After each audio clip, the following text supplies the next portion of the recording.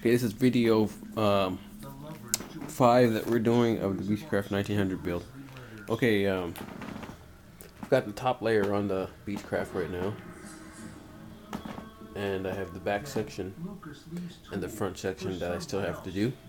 Now, how I got the top layer on, and I did this side, got that side on, was took a piece of foam like this, and I placed, after I put both halves on, I just placed it on top like that. But before I placed the foam on top, actually I shaped it first. So I took the foam like this and I shaped it to give it that curvature at the top. And after I got the curve up the top, I put the whole piece of foam on the top part of the aircraft like that. So what I did was I marked it with the pencil, or with a pin from right here to where it matched up right there after it had its curvature. Placed and then I took the strip off, and then I cut it to the shape, or to the width that it was supposed to be. And then I placed it back on top and used my hot glue gun, and I started with one side. I glued it on, waited a couple seconds, start another part, glued it, waited a couple seconds, start another part, glue it, wait a couple seconds, and then all the way to the end, and then repeat the same step on this other side here.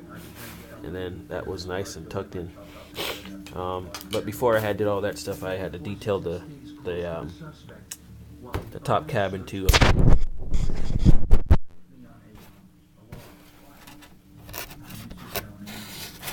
And that's the ending result of the interior work that's done right there.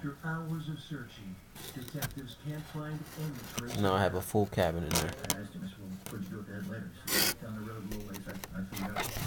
So now the next step here is the cockpit section, and this area right here, the doorway before you get inside the plane. So hold on. So what I do is I look at the plane and I look at what I got going on here. So I've got it curved, and then I look at a picture of the aircraft, and you see there it's got the top of it's curved. Where the cockpit window is not that curved, it's pretty flat. So I know that I've got to curve this top part up. And when you look at the nose, and you look at the nose here on the picture, you know that, and they have other diagrams you can look at too besides this, where you know from about right there is where the nose starts to get to that curvy point. So I can, from right here, it's going to be flat, and then when I get to this point, I'm going to have to make a curvature stencil to place inside here so that it curves the nose. And at the same time, the nose has a roundness to it. This is what's kind of confusing, or not confusing, but kind of complicated. You're going to have to bend the nose